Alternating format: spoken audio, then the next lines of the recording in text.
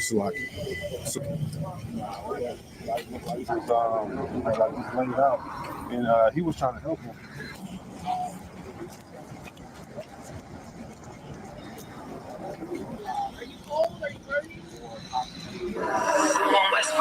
Hey, yo, slow down for a second. Slow down. Hey, yo, Shaw, Brazil, hop out real quick. We're gonna get these niggas real quick.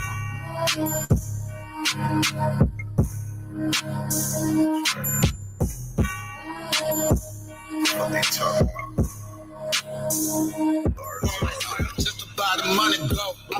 It's time for that, man. I.S.U.P.K taking on AUG, Augusta. You know, somebody we doing what we gotta do. No distractions for a year straight. This shit heavy duty, keep it coolie. Oh, there you go. Right, Cap. Yeah. So let's meet today.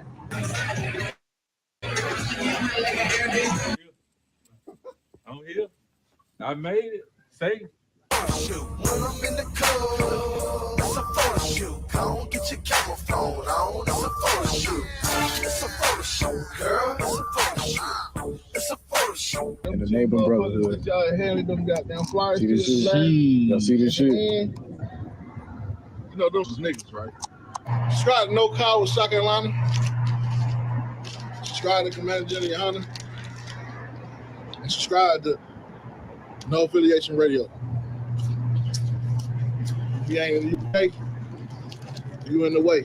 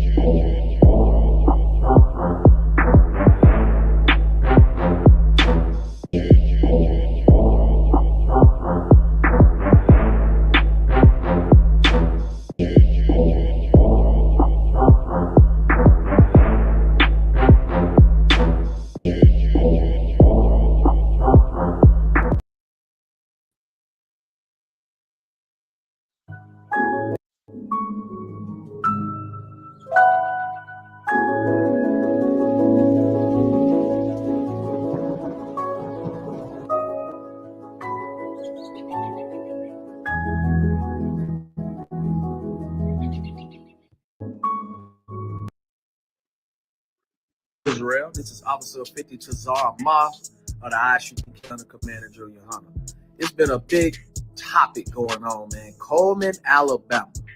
If you from Alabama and you black, black, native, or Hispanic, you done heard about Coleman, Alabama. Coleman, Alabama is originally a sundown town. This is one of the most racist places in Alabama till this day. And you know the discussion been going on. They say they're not racist anymore, and all these other things trying to get blacks to come and stuff like that. Listen, if you black, native, and Hispanic, you should say the hell with Coleman, Alabama. It's so many times, so many stories, man. Me personally, you know, going and playing sports and going down to Coleman, Alabama, and being called the N-word, a monkey, and all of this, even with my family members before me and after me. You know, Coleman, Alabama is and will forever be a sundown town. You know what I'm saying? They probably right now, they're probably struggling so bad, they just need anybody to come, you know, and help build their economy. But man, listen, again, if you from Alabama, if you black, native, and Hispanic, even if you ain't from Alabama, but you black, native, and Hispanic, you should say the hell with Coleman, Alabama. But, you know, maybe I'm wrong. You know what I'm saying? If I'm wrong or whatever, you have a different opinion. Shalom, Israel. This is Officer.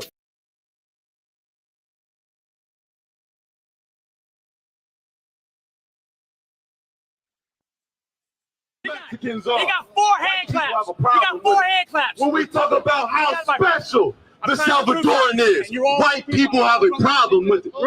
How about you go live your white privileged life up the street? We are going to teach blacks, Hispanics, and Native American Indians it's okay to not sleep with other men's wives.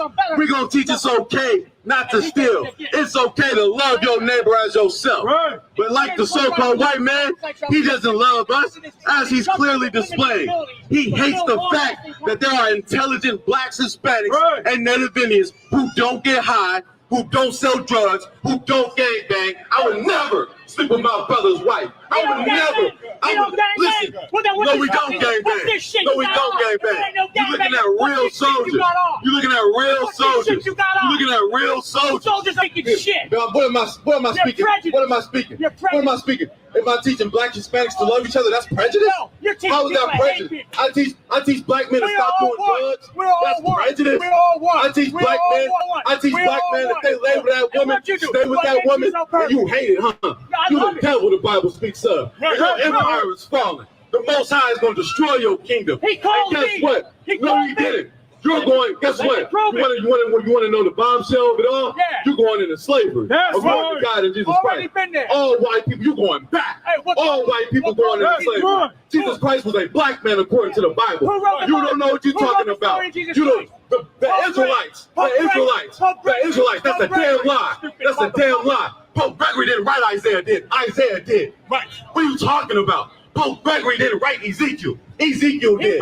Otherwise, it would be called the Book of Pope Gregory. You don't know what you're talking about. It was the Gregorian calendar. You don't know the Bible. We're not talking about the Gregorian calendar. What the hell are you talking about? Right. You simple as all outside. You simple as all outside. You're going into slavery. Your kingdom is falling. Your U.S. dollar is worth nothing. America is going into a third world war, and you're going to be a part of the nuclear flame. Now, I pray you understand.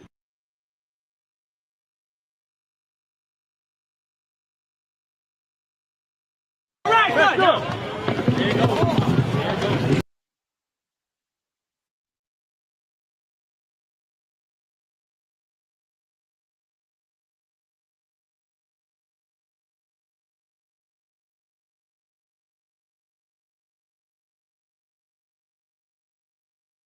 Slave days, I always had something to do every day. Every day. I didn't have time to play very much at all. But I myself was in the house for most of the time.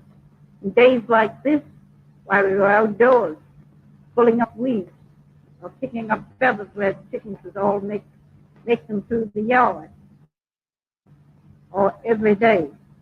And in cloudy days, while we were in the house, we had a big pan of sand, silver sand in an old slipper, scrubbing up the floor. in the big dining room where they ate the meal. Well, when I was a little girl in slave days, I always had something to do every day, every day. I didn't have time to play very much at all. Because I myself was in the house for most of the time. In days like this, while we were outdoors, pulling up weeds or picking up feathers where the chickens would all make them through the yard, or every day. And in cloudy days, while we were in the house, they had a big pan of sand, silver fan and an old slipper, scrubbing up the floor in the big dining room where they ate the meal. Well, when I was a little girl in slave days, I always had something to do every day, every day. I didn't have time to play very much at all. Because I myself was in the house for most of the time. In days like this, while we were outdoors, pulling up weeds or picking up feathers where the chickens would all make them through the yard, or every day. And in cloudy days, while we were in the house, they had a big pan of sand, silver fan and an old slipper, scrubbing up the floor in the big dining room where they ate the meal. Well, when I was a little girl,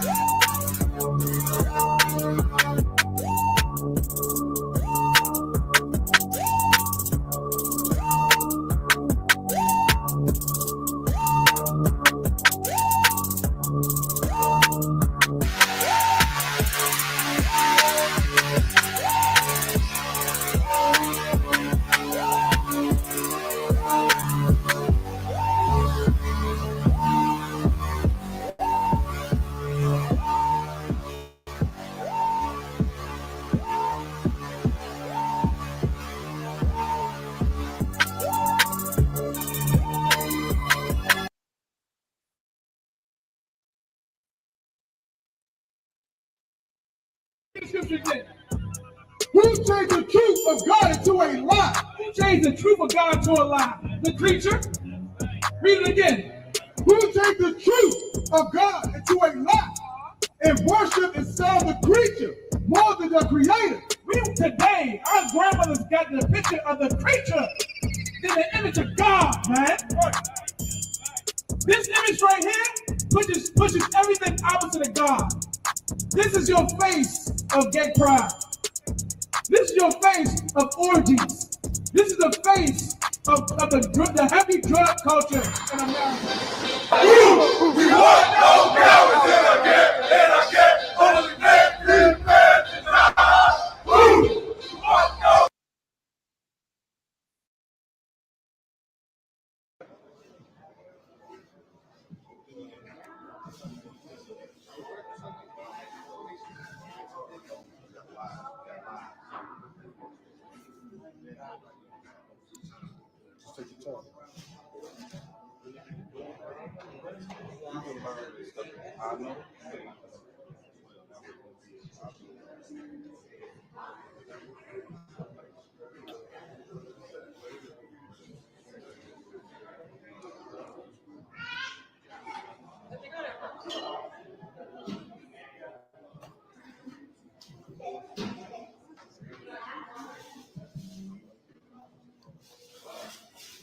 With all these clothes, man. Right?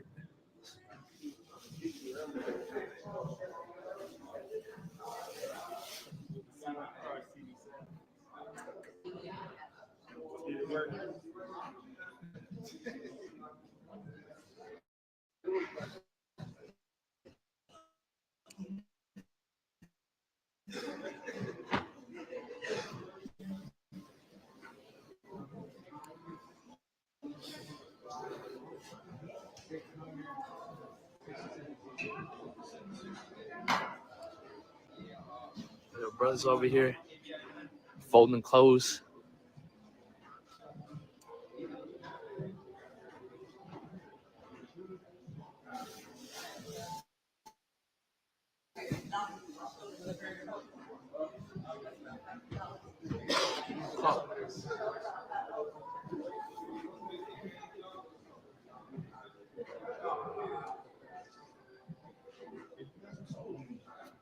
like you do. I don't know what your vices are.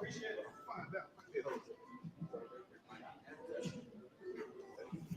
Appreciate you.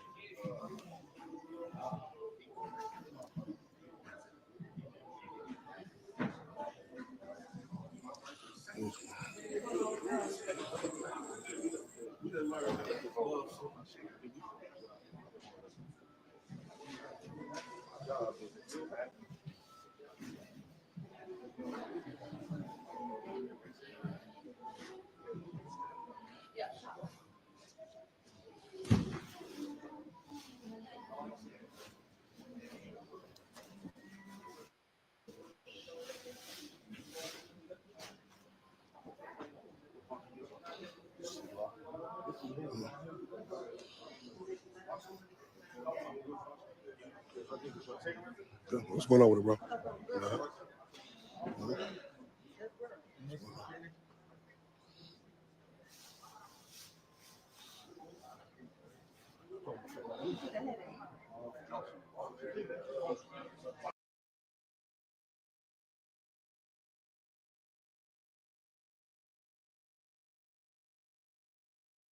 Of course, it wasn't confused. Man, Lord Christ, man, I'm preaching officer SICARII. I'm here with some heavy hitters, man, out here, coming out here to the reservation. Of course, it was a complete success, giving away clothing all to our people that was in need of it. You know, shout out to all the brothers that made it down from different zones. Guess what? We having the UK after party at the War Bonnet here on the Menominee Reservation. And guess what? We don't give a damn if you don't like it. The U.P.K in town, you know what our motto is. You know, invite your aunties, invite your cousins, invite everybody. We out here, man. Make sure you tune in. Make sure you come get with us, man. We at the War Bonnet, man, and we don't give a damn if you don't like it. Shalom.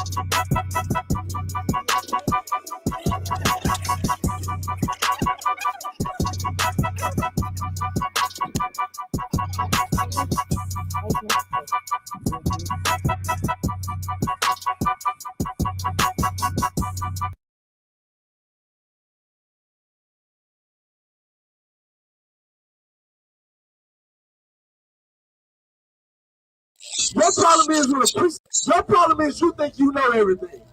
Your problem is when a priest of God is in front of your face, you can't recognize him.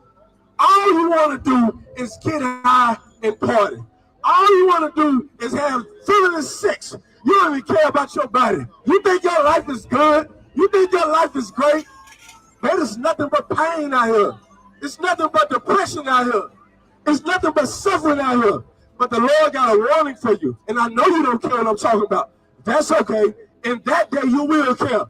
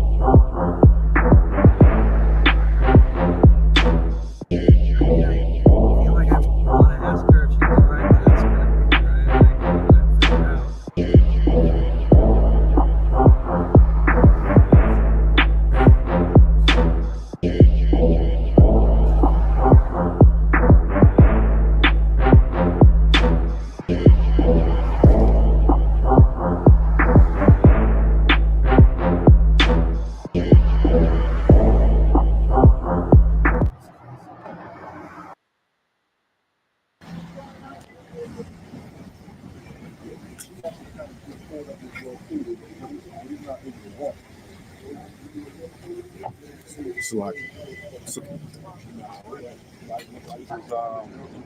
laid out, and he was trying to help him.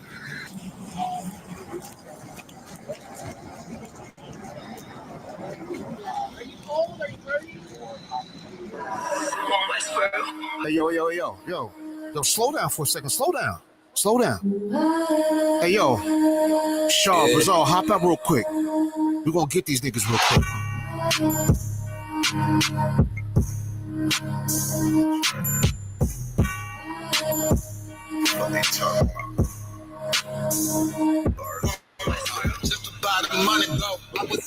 Top of that, man. I.S.U.P.K taking on AUG, Augusta. You know what I'm talking about? We're doing what we got to do.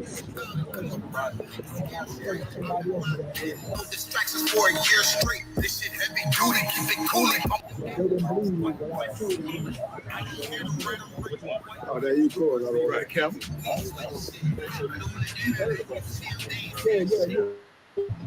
So us meet today. I'm here. I made it. Say. When I'm in the club, it's a photo shoot. Come get your camera phone on. It's a photo shoot. It's a photo shoot, girl. It's a photo shoot. It's a photo shoot. In the neighbor brotherhood. Y'all handling them goddamn flyers. See this shit? Y'all see this shit? You know, them was niggas, right? Subscribe to NOKAP with South Carolina.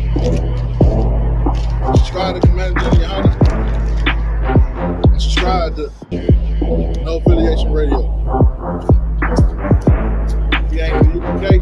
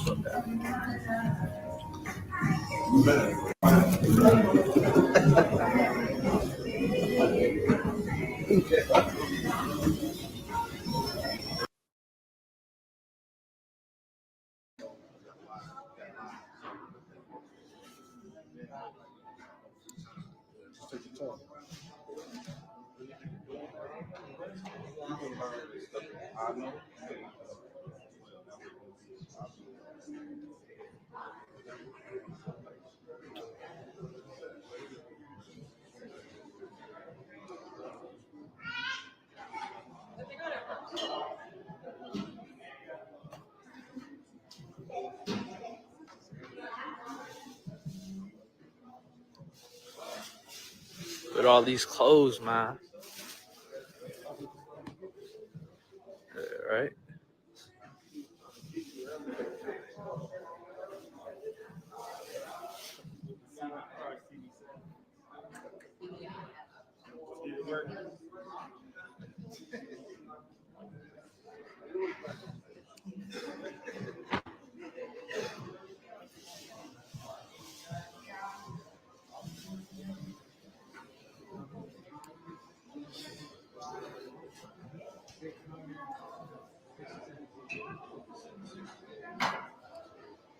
That's why I don't know you. I'm not letting nobody sell you crack. You know why? Because I never saw you before. But you a black man like me. That's right.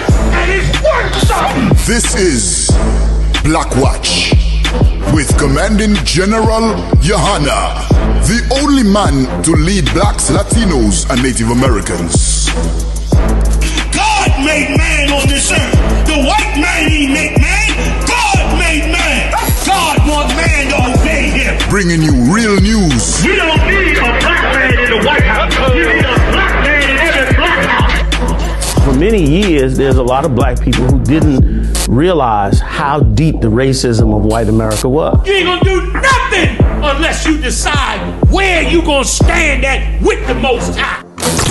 This station is now the ultimate power in the universe. Righteous solutions to issues plaguing our nation. Boy, you better wake up and see the power that is within blacks, Latinos, and Native Indians. Join us every Monday from 9 to 11 p.m. Black Watch. Let the show begin.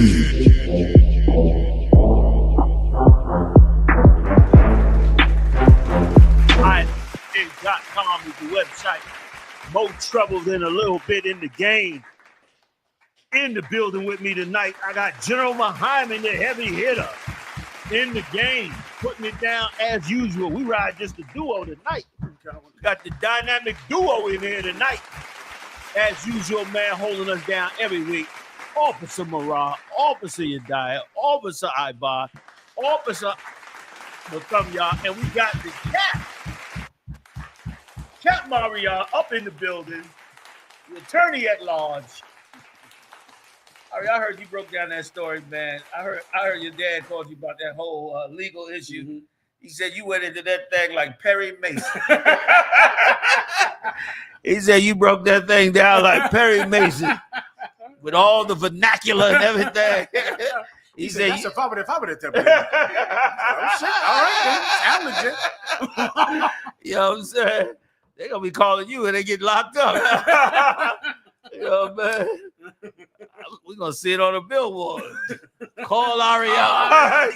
You might end up with one of them TV shows like Call Saul. Call Ariana. Show you running in the courthouse. Your Honor. The water for that info too. Helped us out quite a bit too, man. Appreciated that. Officer Ariana in the building, fam. Captain, I'm sorry. Sorry, Captain Ariana in the building. So, first of all, let me take y'all back to the reservation. Boy, oh boy. Big shout out to I.S.U.P.K. Rez. They got it in. Brought it back soaking wet up in Wisconsin. I don't know who would live in Wisconsin. The cold up in Wisconsin has a life of its own. I think the Lord breathed the breath of life and hatred in the cold itself. I think it speaks by itself. It has its own thing going on. I went out and bought me a whole winter coat, messing around with them. All the brothers in Chicago laughed my ass to scorn. They saw me coming there with that winter coat. They cracked wrapped up like a bundle. They laughed. Oh, they had a good laugh. It is cold as Satan up there. But those brothers, man, did something that was amazing. First of all, it's a myth that the Gadites don't love the I.S.U.P.K. and the Israelites, man, and love the tribe of Judah. You understand? They love Israel, okay? You had a few, to use Muhammad's terms, a few alley cats that came up against us. Oh, you ain't, what you doing up here? You ain't supposed to, you better remember where you at. And tried to get all up in the brother's face. And they don't know the brother was absolutely patient. You know what I mean? These brothers come out of some very horrible places. And, you know, they're places where violence is the number one response to anything that happens. And they was extremely patient when they dealt with her. And a couple of them that was like that. But the masses of people, I mean, I don't think not one person came in that ballroom and left without thanking everybody. Not just thanking the cats they passed on the way out, making it their business to thank everybody. And let me tell you something that was amazing. Boy, big shout out to Captain Mawa Quad. Boy, give it up for him. Like, his team was absolutely incredible. Big shout out to General Q as well. Q was up there. Q don't be playing. He be trooping. You understand? He was all up in there, unworried. Now, I want you to look at the table that you're looking at. The tables that you are looking at, you ain't going to believe this. Those tables that you are looking at in the racks against the wall, those are at the end of every push out of clothing. Meaning, you see that table right there? That's what's left over from the first or second or third run before they reloaded the table. They reloaded that table 4 times. 4 times they reloaded that table. So what you're looking at is not all that they gave out. What you're looking at is one run on the tables. When the tables got real low, they stacked them up high again. That's the end of the table. See, a lot of people that bagged up stuff. That's the end of the table. After they grabbed all the stuff that they grabbed, and then they set up the table, more people came. That stuff ran out. They set up the table again. More people came. They did it 4 times. I watched them do it. And brother, and the Gadites, man, you understand, the Menominee tribe up there in Wisconsin, up in hell, they were so thankful and so humble to receive this stuff from the brothers out there. They were so thankful. They were skittish about taking too much stuff.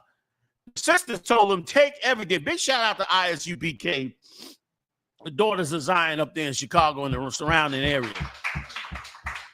Because it was a 4-hour drive out there through the damn cold, and the sisters still got up in there and worked all day with the brothers to reload the tables, to help the Gadite stuff they needed.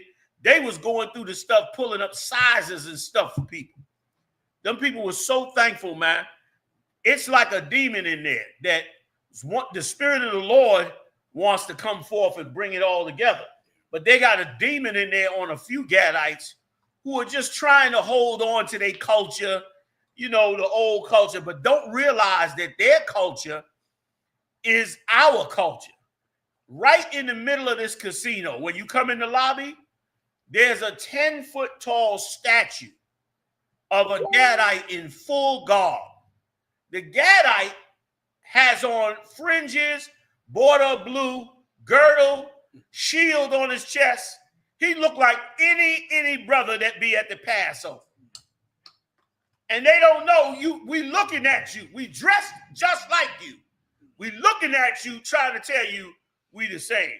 But you know, they all trying to hold on to spirit gods and all that. But hey, so did we.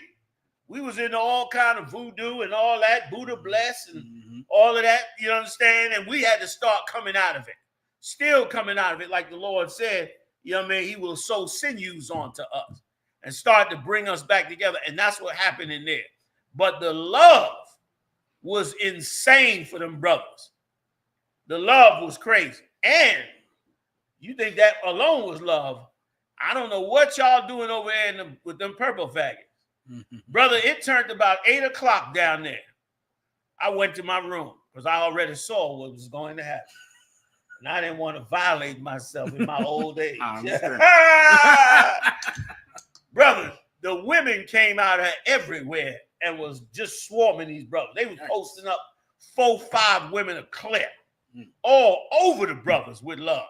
I mean, they really knew how to show love, man, to the brothers and sisters. And so many people got fed. Listen, the Gadite sisters, the ones from the reservation, since they knew the brothers was coming, went and cooked some like special noodle soup that was insane and baked biscuits and brought all that joint out there to the brothers. They rubbing it and all that while they bringing that stuff in. I mean, it was harmony on another level. Like I said, you had a few, you know, alley cats. Like, but here's the thing. What a lot of people don't know. The Menominee tribe, they lost. The white man is the devil. The Menominee tribe in Wisconsin was one of the richest tribes of all the Gadites in America. They had 10 million acres.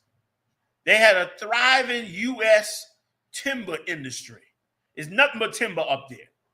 They're down to 2,200,000 plus acres left. And their timber industry is damn near wiped out. They business is damn near wiped out. And all of the Edomites surrounding them own all of their land now, including the beachfront property, the boat houses, all of the goods real estate is owned by them, and they own most of the timber companies. When they had 10 million acres, the U.S. in the 60s decided all North American Indian reservations had to now become part of the state. And they just removed their sovereignty after hundreds of years and took their land and took their business and took their industry. Once they took the 10 million acres, they told the Gadites, now you got to come up with the money to make the land a state.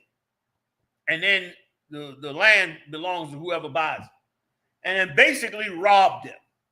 And then they was going so far that they took another Gadite tribe and was going to import that Gadite tribe on their land. The last 200,000 acres, they was going to put another Gadite tribe on the land, and that's when they said, yo, we can't take it no more. And they went to court and fought Esau, and the court went in their favor and said, yeah, you have to give them their sovereignty back, but never gave them the 10 million acres back. You could ride for 2 hours looking at timberland that all was theirs. And they got them pushed up in a corner somewhere where you would never see them at. Where they at? Where they at is just totally out the way. And brother, they are struggling up there. You think we struggling? They struggling. They ghettos is real ghettos. They ghettos got kids in the ghettos in the middle of the Wisconsin winter with no shoes, with no coats at all. Brothers come up there with the truck loaded with coats. I mean, coats down the whole wall of the damn ballroom. And brother, them guys sat in there, man, and they was just heartbroken at the kindness and the brotherhood. And they just kept asking everybody, yo, like, who are you people? Like, what made you do this? Like, why are you here? How did you get up in here? How did you even know about this? They was bugged out on the whole thing. once again, man, Captain Quad boy, he ran a hellified operation, him and his team. He'll tell you in a minute, his team helped him out tremendously. I mean, they was organized.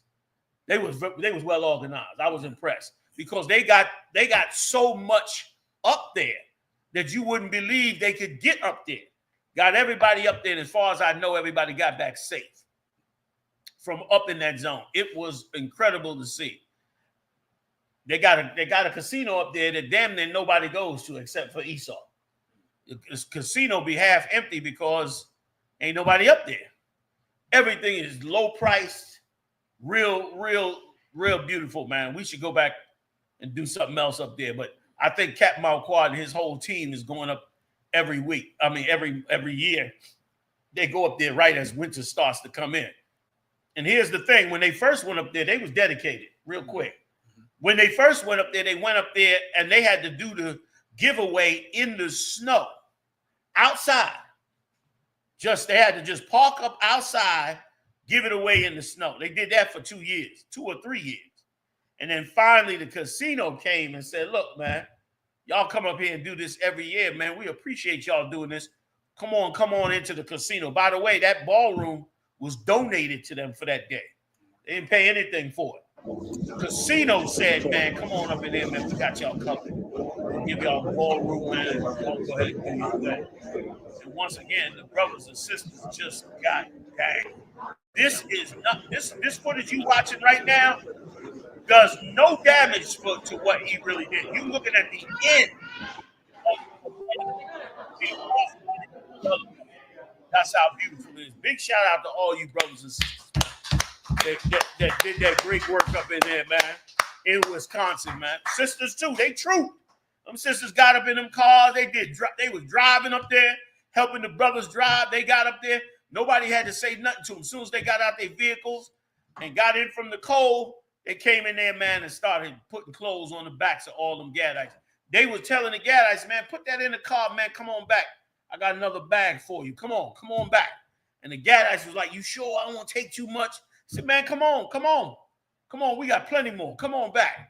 And Gadites was like, man, thankful, man. Thanking everybody for that kindness. The tribes got to come together, man. Yeah, right. Christ called for that, man. Right or wrong? Then the tribes got to come together. You understand? And I don't know what idiot said you ain't supposed to help a sinner. I heard that. Yeah, right. You ain't supposed to help no sinners. Well, who in the hell was Christ helping? Who was he healing? Whose eyes was he restoring? Who was he waking up from the dead? You don't understand the Bible, man. This right here, this was monumental. Monumental. Because these people, brother, is in, this tribe right here, this tribe is in hell. So I'm going to get up off it, but I just wanted to bring that out, man. It was amazing to see. But like you said, a couple of alley cats, they came up. Who you think y'all are? What y'all doing up here? They done stole 10 million acres, but bitch mad that we come giving out coats. I said, man, you garbage can, bitch. What are you talking about? You know what I mean? Esau take 10 million acres from you. You ain't protesting his ass. But us, you going to protest us because you know you won't get all your teeth knocked out because the brothers care for you. I'm done with it. Give it up. Where we going, you dad? Con, sir. New Jersey drone sighting could be classified exercise, former CIA officer says. Yeah. You got footage? Give us some footage of them drones, man. They all over Jersey. Some of them sliding over the edge by Philly. They everywhere. All up in all off the water. Every damn where. You know, man. There you go. And they said Trump is pissed off. Trump like, look, ain't no way they flying. If we don't know what they are, shoot them down. He saw who knows what's going on there. More than likely is some heathens from another nation flying in on Esau. But then again, it could be holograms. It could be pictures he got, video up in the air.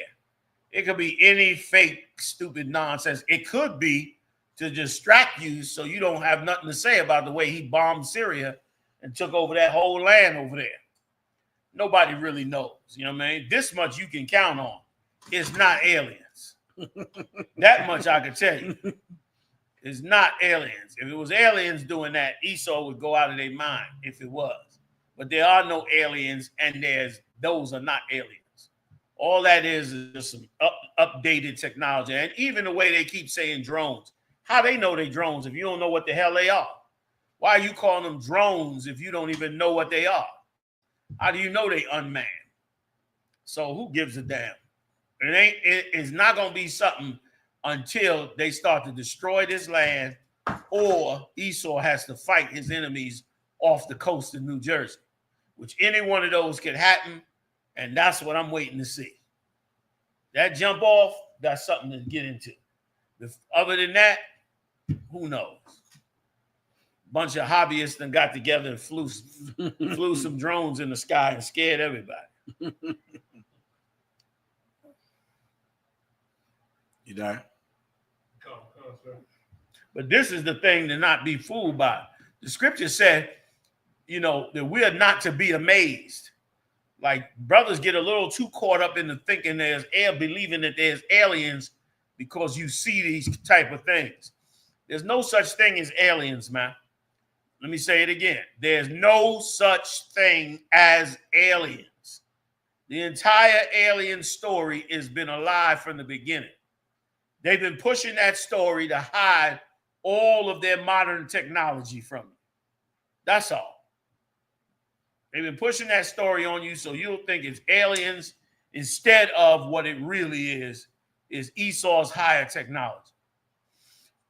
Wait around a little while. You won't wonder whose it is and what's going on or anything like that, because you'll know what's going on. You'll hear the explosions. You'll see the destruction. You understand? You'll see the weapons being launched against one another. You'll hear the screams of people running from those weapons. Then you know it's real. Right now, who knows, who cares? They doing an exercise. They testing holograms. The Iranians got some ship off of the coast. The Russians launching something from out of the ocean. Who knows? It could be any of that. But it ain't no aliens. You that? Please. Daniel Penny takes an Army-Navy game with Trump. Vance days after acquittal. Right. This is more dangerous than them drones. What we about to read now is way more dangerous than them drones. Go ahead. Khan, sir. Daniel Penny, the former Marine who was charged but acquitted in killing Jordan Neely, a black homeless man, in a New York City subway, shared the spotlight with President-elect Donald Trump and his entourage Saturday at the Army-Navy game in Landover, Maryland. They trying to say we love our military, and if they got to kill niggas, they just got to kill niggas. Now, I want every black man that's in the military right now, I want to know what he think about it. Exactly. How you feel about it. Look at they up there laughing, joking, having a good time. And meanwhile, this cat murdered a black man on the subway. Murdered him. Straight up choked him to death. And to them, his life meant nothing. Like, this cat is celebrated. Once again, you have been the scapegoat. You're the abused women. White people celebrate when they abuse and kill you. This cat is more celebrated than the cats that went over there to fight in Ukraine, in Israel, in Afghanistan, in Iraq. Them cats went to fight in all them zones. How many of them got to sit among the president? With their uniforms and all that. Died, lost limbs, were blinded, got Agent Orange diseases, all that. But you kill a nigga, oh, you gonna be celebrated. You kill a nigga, you get to sit up there with the president. You murder a nigga, then you get to get up there. Then it ain't about law and order. It ain't about law and order. And if you black, you can't get proper justice in this country, no way. How you gonna get justice in the atmosphere of total racism? You understand? The country, by a landslide, voted for a white supremacist to be in office, mostly because your black leadership is garbage. So they voted a white supremacist in office. Now what? Now what? Why we shocked? They love a white supremacist over everything. Right or wrong? A white supremacist that's more important. Why? Because black man, you are abused in this country. You're abused in this country. You're passed around like a whore. The Arabs abuse you. The East Indians abuse you. The other nations abuse you. Everybody has abused you except the one man that really cared about you, YAHUSHA, Jesus Christ, a black man. That's right. That's who really cared about you. That's why he raised us up to say something angrily when one of you gets harmed. To speak up angrily and be prepared for the Lord's judgment to come down. This piece of shit, he went and took all his rage out on that brother. This cat was a homeless cat. Tons of homeless cats get on the train. They homeless, damn it. The man had nothing. Nothing in the richest country in the world. In one of the richest cities in the world. He has nothing. Probably some mental illness, probably something else. Look how he choked him to death. On the ground, and they was telling him, let him go. Put one of them pictures up big. There you go. He was saying, okay, you can get off his neck because you're going to kill him. Get off his neck. And then, of course, he choked him to death, and then he gets up off it. And that's the white man. So look how thin that brother looked. Look at his ankles. Look at his ankles. The man, look at his arm. Look at his left arm. Now, was he really that big a threat to this ex-Marine? White people are the devil, man. You will kill a weakling, a half-broken homeless man, and then cheer like you're such a hero. The president will invite you to sit at the Army-Navy game for murdering a defenseless, broken, drug-induced black man that had nothing. And you walk around proud. You're such a punk. You're a bitch-ass nigga. You understand? Even in the hood, certain people, the worst criminals wouldn't harm. Even in jail. You go to jail, man, as if you are an older person or you handicapped, you bound to find people in jail that'll help the handicapped. They'll move his wheelchair around, make sure he get to breakfast. You know what I'm saying? You'll find that. But this, not this piece of shit. He'll just kill and kill till there's nothing to kill. What's his name again? Daniel Penny. Daniel Penny is the punk of the year. Look at how thin. Now remember now, it's winter time. Go back to the picture, Marah. It's winter time. It's winter time. Look how they dressed. He got on a sweat hood. Perry got on a sweat hood and a jacket. How's the other brother on the other side? Sweat hood, jacket. Now look at the victim. What's he got on? What do he got on in the middle of winter? T-shirt. A white T-shirt. No socks. A white T-shirt. That's what he had to cover himself up. That was the big bad wolf you had to kill. That's the big bad wolf you had to kill. And that's why, listen, you can say what you want. Black men should get out of all these sports. I know it's a lot of money.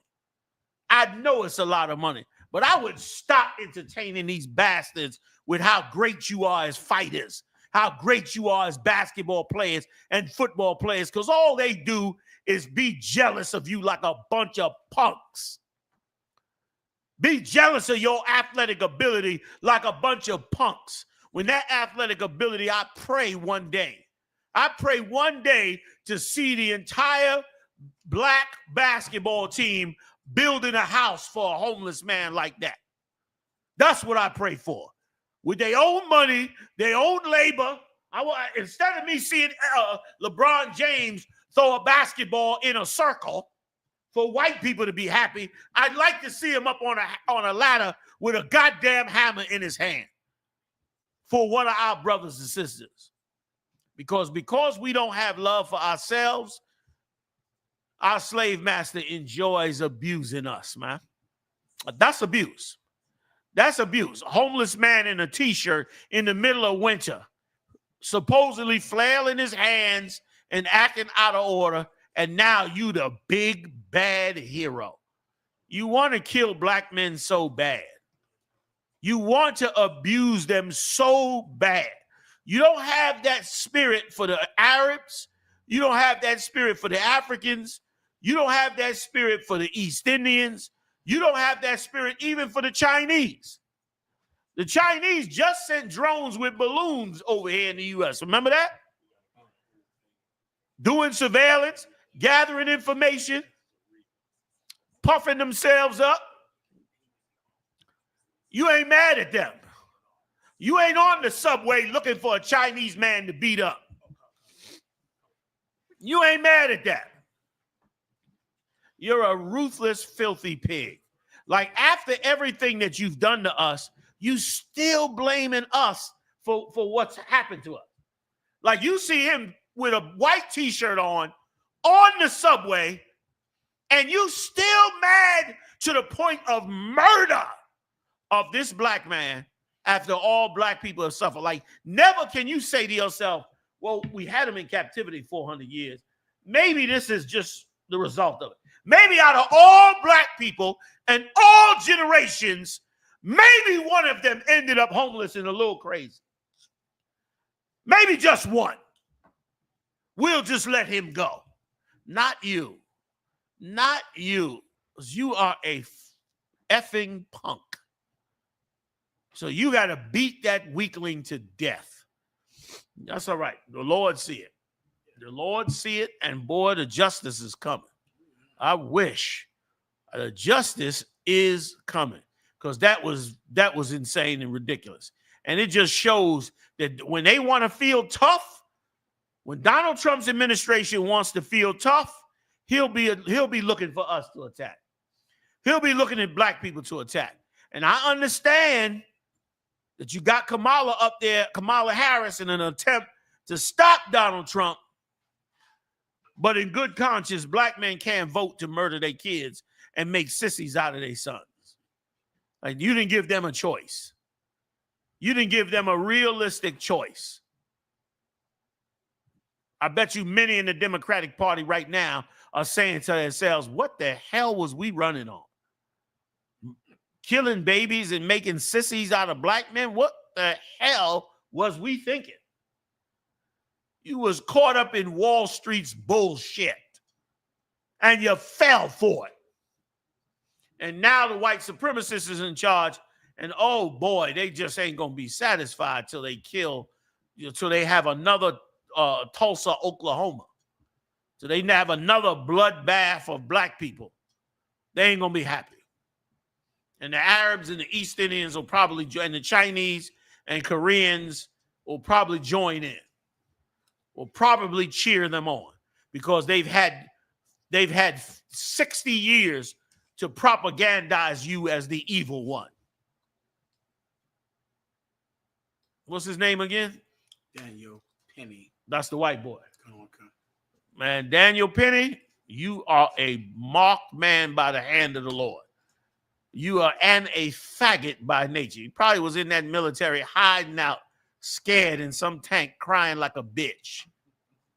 And mad now you done come home, and now you done came home and you don't live up to the position you was in. It probably put you to the side, probably put you on latrine duty. You look too scared, man. Clean them toilets. And now you come home, you mad as hell. You gonna get your manhood back by murdering a 90-pound man. They ain't even got barely the strength to uphold. Listen, he choking the man. The man ain't even defending himself. Someone else is holding his arms and his legs down. Imagine that. That's the What cat right a there. faggot. The cat in the black hat is holding his arms. So wait a minute. So he choked a man to death while somebody else held the man's arm. Yeah, He didn't like bring him down and choke him himself. No. Somebody else held the man while he sat there and murdered him. And again, that's why you can't get justice from the white man in this place. Because if a man hates you, why would he choose to convict the person that kills you?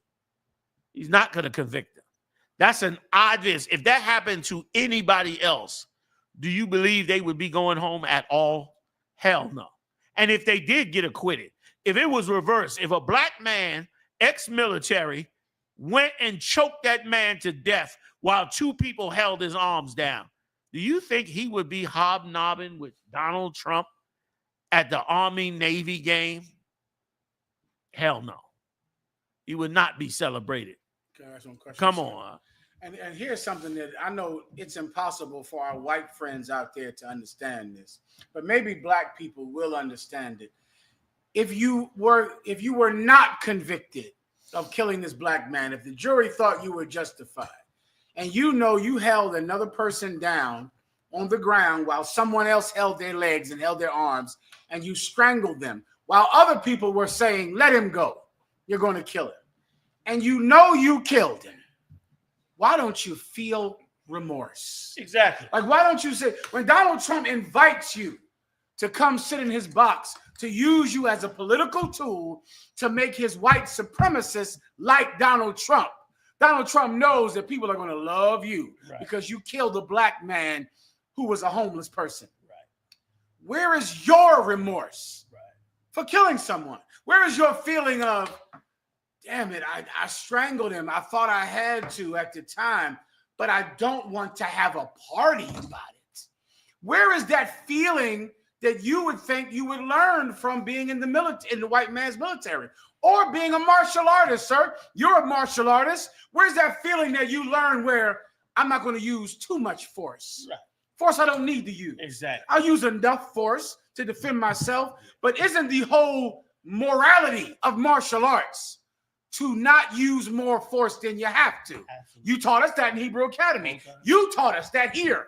Okay. This man is a Marine and a jiu-jitsu artist who used so much force that he didn't have to use on a person that could have been subdued with a tenth of the force he used. He was already being held down. He was already held down. He could have stopped choking him 1 minute into it. He could have stopped. Someone else was holding his arms.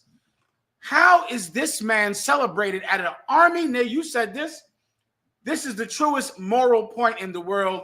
I know no one will understand you. There are men at that Army-Navy game who don't have any legs because they went to Afghanistan to fight for their country. Yep. Who are in wheelchairs. That's right. Who don't have a penis. Yep. Who can't have sex with their wife. That's right. Because they went to Afghanistan, they went to Iraq, and they gave up blood and body for their country. They're not in the president's booth. There you go. They're not there. Amazing. They don't get to go to the president's booth. This white man was on a train. There was a suffering, belligerent, schizophrenic, homeless. No coat on in the winter. No coat. He is a trained Marine and a trained jiu-jitsu artist who has all of the skill and technique to subdue somebody without killing them. I don't know if you know this, sir. I know you do. But people don't die in a UFC ring. No, they don't. Which means they know how to get you to submit without killing you. Exactly. Or else there will just be dead bodies in the UFC every day. A UFC trained person knows how to get you to submit without killing you. He has that skill, and he still killed the man. He did it anyway. And then Donald Trump invites him to the president's booth. He doesn't even have the humility to say, no, Mr. President, there are real heroes on that field. There are men who don't have legs. That's heavy. Men who gave up their wives and lost their children because they were away in Iraq. Bring them to your booth. This piece of garbage is not even humble in victory. Exactly. Not even humble in taking a man's life. But this doesn't even have the brotherhood of his fellow Marine. He doesn't even love the fellow. Here we go now. There are other Marines down there. And he don't even say, sir, I'm not worthy to come up here with you. They ain't got no eyes. They don't have eyes and limbs. Let them go up. He doesn't even care about the fellow Marines. This is the white man that you choose as a hero. Thank you, sir, for giving us better examples. That's what you gave us. You gave us better examples than the examples that white men have. Exactly. Right. And he's going to teach more white men how to be ruthless and thoughtless when it came to black people. And teach them how you want to get ahead. You want to get up there next to the president. Hate and kill these niggas. You can best believe that after that right there, tons and tons of white boys. Bring me a water, please, Tupac. After that, tons and tons of white boys are going to feel like, wow, that's how you get ahead. Like we be feeling like you get a rap contract. That's how you get ahead. They're going to feel like their rap contract is going to come from killing one of us or harming one of us. Thank you so much. Don't tell me the white man ain't the devil. That was insane. Insane story, man. That was heavy. That was so heavy, man. Go ahead, you die. Next story. Daniel Perry. What a rat piece of dog meat. Colonel McCon, sir. Israel plans to double its population in the occupied Golan Heights amid extensive airstrikes in Syria. Go ahead. Colonel McCon, sir. Syrian rebel leader says his Hayat Tahrir al-Shalom group has no interest in engaging in new conflicts. A colossal explosion rocked the Syrian port city of Tartus overnight following a presumed Israeli airstrike, fueling fresh scrutiny over Israel's actions in Syria following the Assad regime ouster. Footage of the blast emerged as Israel plans to double its population in the occupied Golan Heights, citing threats from Syria. The move earned its international condemnation. That right there looks like a nuclear bomb. I don't know what they dropped over there, but it looks like a nuclear bomb. You see it, right? That thing looks nuclear. Go ahead. Khan Wakam earned its international condemnation and came after Syrian rebel Abu Muhammad al-Jalini said he has no interest in engaging in new conflicts. The Syrian Observatory for Human Rights, a London-based war monitoring group, described the imagery emerging from Tartarus as representing the most violent Israeli strike on military sites in eastern Tartus area. Basically, they're taking over the world or attempting to, which is once again in the same area that's leading up to the Third World War. All the little countries have to be drawn into it. Just because they dropped that bomb and ran the president out of there doesn't mean that they're not going to have to still fight them Syrian soldiers. The U.S. is still fighting Iraqi soldiers under different names. That's it. You know what I mean?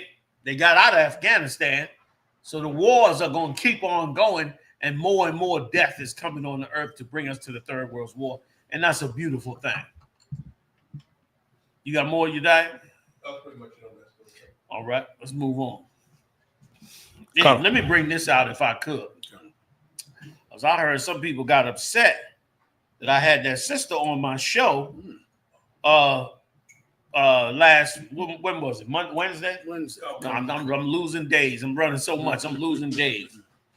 They were upset because I had her on there, but the sister had a story to tell, and it was amazing. Yeah. And I heard that they said it was rumors.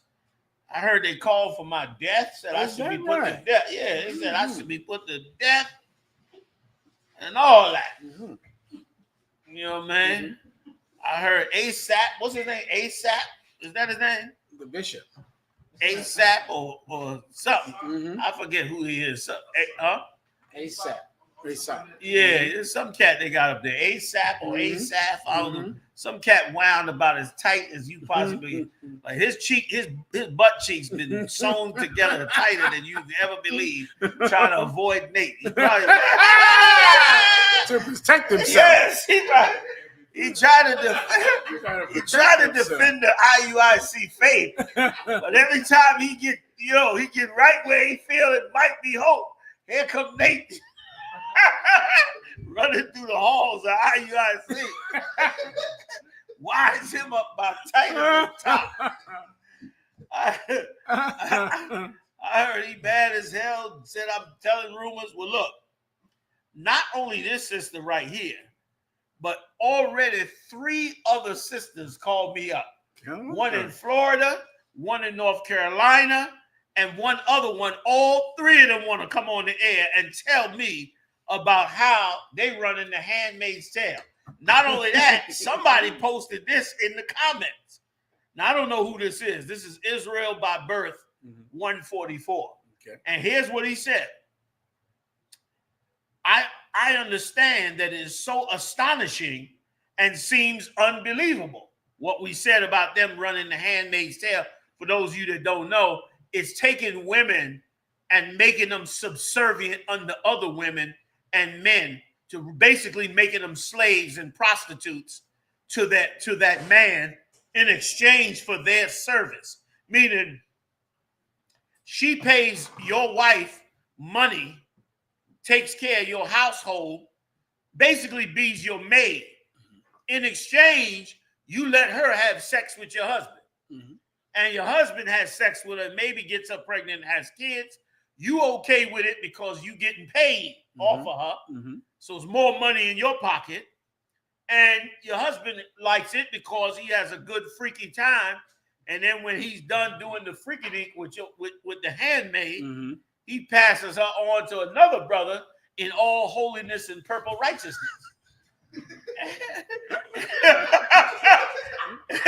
And then that new brother who comes in, who thinks he's got something special, you know, in the holy, in the name of purple and all that is purpley purple. He believes he got something new. Little does he know, she has been passed around from the bishop to the bottom. Young man, she's a handmaid. This is evil as I can't even begin to explain. You have sex with her. The Lord said, if thou lie down with one of the daughters of Zion, she shall be your wife. That's your wife. But from our understanding, that's not the case. But let me read this. This is also on, it's coming out the walls. So it's got to be something true to it. Listen to this good. He said, I understand that it sounds so astonishing and seems unbelievable. But I know a sister just like this in the IUIC. She was so sad and conflicted because she's a God-fearing sister who has been promised a Lord, meaning a husband. Because of that, she deals with being in an officer's house and is treated like a handmaid. His words, not mine. That's why my words are for what she described to me. He's saying what I'm saying, this is what she described. Here's what she said. He said in this tape at 138, in the tape, by the way, she does give her money, her time, and even cooks and cleans for the entire household, while the wife is in social media and plays video games. Y'all need to investigate the smaller camps that are throughout the USA. You may not know this stuff is really going on. Not necessarily ever detail that this lady is saying, but I can only tell you what my sister in Christ is currently going through. The Handmaid's Tale. IUIC, y'all doing a disgusting mess up there. You faggots up there running that joint. That's just like faggots do. You trying to find some Israelite way to do what you did in the church. Be faggots in the church and, you know, be faggots in the church, but have women in there as well. And let me tell you something else too. If you want to know where Nate went off at, Nate made a big mistake. The minute he started making that group like the church, he took off the headpiece, got rid of the shield, took away the Hebrew, took away the Lord's name. He got rid of all of that and made it very church-like. Then he put y'all in the purple and had you with the long purple garments on. Most of you wear the t-shirt.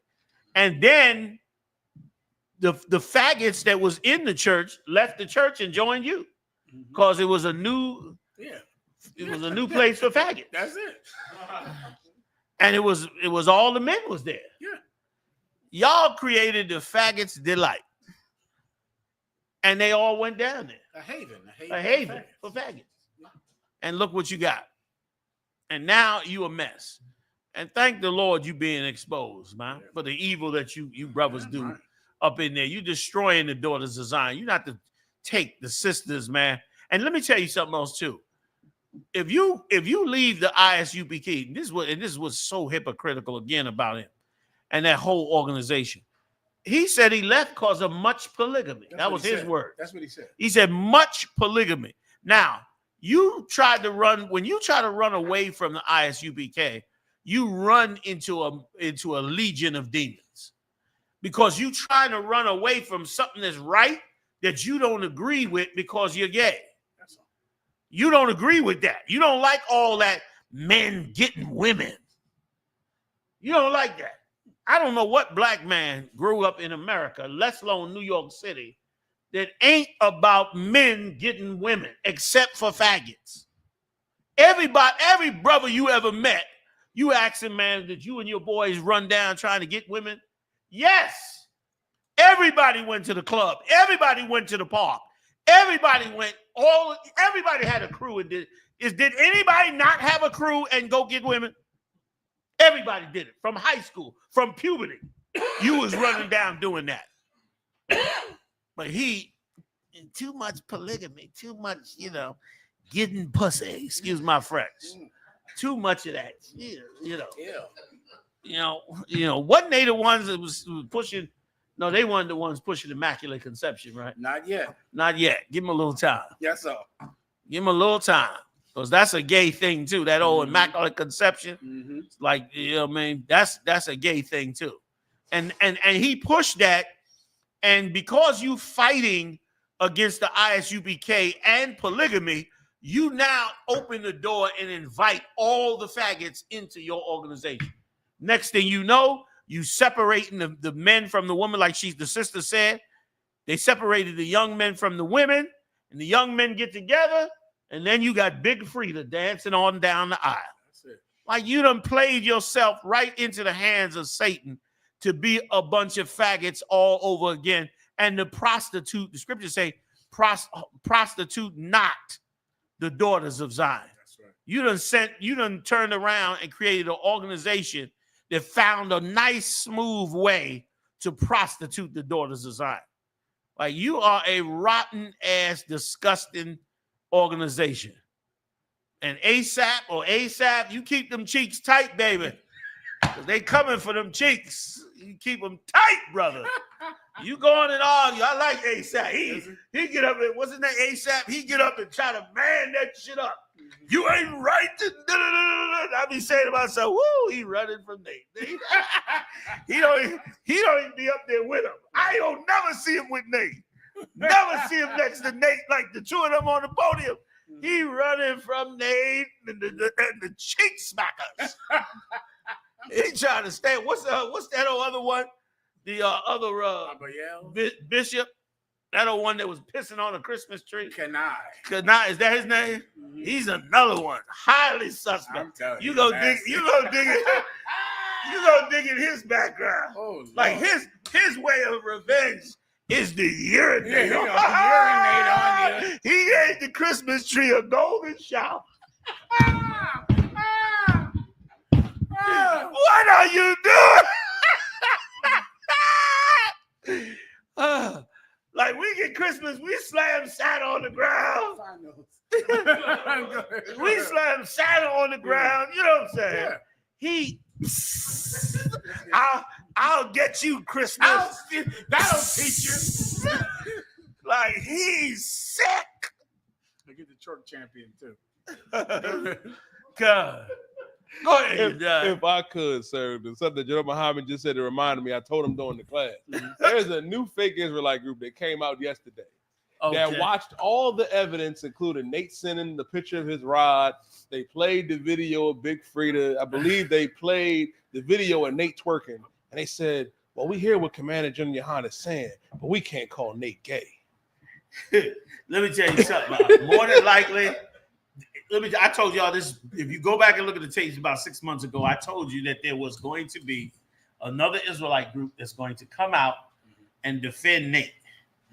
That's another cop organization. Like they coming out to defend him because the plan was for him to wipe everybody out. But their record got jammed up. And now they started to falter. So they I already knew they was gonna come with another group to try to, interject and promote Nate and all that. And the whole point of that is to just keep this cop shit going. But it ain't gonna go that long. The Lord gonna end all of it. All of that purple shit going away. And the fake groups that's with it. They all a bunch. Anybody can join them. Cops, faggots, anything. You can go on up in them because you have no integrity. You've never had any integrity. You understand? So that's just who they are. So if I could, sir, even when you go online and if there's a fake Israelite group defending the IUIC, that's the IUIC. Boom. That's them. That's that's their culture. I forgot. They're like every sexual deviant. They're devious. Like the IUIC is devious as hell. Let me give you another thing. That's right. That sister that put that post up revealing how there are handmaid's tales in the IUIC, when she said, just speaking for a sister, right? She's the sister, right? Like that's the handmaid. Exactly. The one who wrote that post, exactly, is the actual handmaid who's doing it, which is why she on purpose said, "I'm just saying this for a sister." That's right. Like asking for a friend. That's right. When people say that, when they say that, but when they you really didn't ask them who they was asking for. Yes, she didn't. No one asked her who she was asking for. Right. I'm just trying to defend a sister I love. That you're talking to the handmaid. That's right. Who is telling you what she is living in this woman's house every day, because even she has learned to be devious. Like the Catholics are the same way. They are the if same I could, way. sir, any organization or religion that promotes monogamy is extremely sexually deviant. That is, if you don't know the IUIC, that's true for everyone. The Christians say one wife. We must get married. The Christians are all gay. The Christians are all child molesters. Who else does it? The Catholic priests. The Catholic priests say we cannot have any wife. That's right. Boy, your little son is in hell in that Catholic church. If a church pushes and supports monogamy, they are gay. That's right. It is what it is. It's true if you've never heard of the IUIC. Yes. It's true. It's just the default thing that they do. It's what they all do. If the IUIC did not exist, what I'm saying would be true. Anybody saying, well, you can only have one wife. You can only have sex with a woman. Eddie Long said that. That's right. You understand? That's right. Eddie Long said those words. While having 5 boys. And brought his wife out on stage with him. Yeah. While having sex with 5 Hispanic boys in the church. There you go. They all say that. They all push monogamy. The Catholics say. Damn. What do the Catholics call it? You know what the Catholics call having sex with a woman who you didn't have a marriage license with? Living in sin. That's right. I know you know that phrase. For sure. Are you living in sin? What do you mean, Father? Are you living with a woman who you did not get married to under the sanctity of the sacrament of marriage? Because if you're doing that, you're living in sin. That Father McGillicuddy is sucking a boy's penis every night. He's about to go to jail for 20 years for it. He got 15, 16, 1,700 cases on him. Yeah. They've been moving him around from parish to parish. Parish to parish. But he gonna tell you in sin. You're living in sin.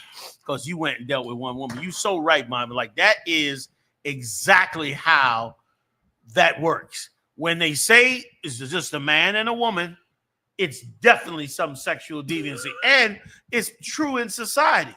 In society, almost every man sleeps around with other women in the world.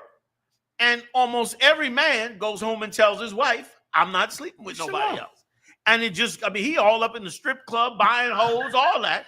But he's saying to his wife, I'm not sleeping with everybody. Yeah. She I just go to work and come home and raise these kids.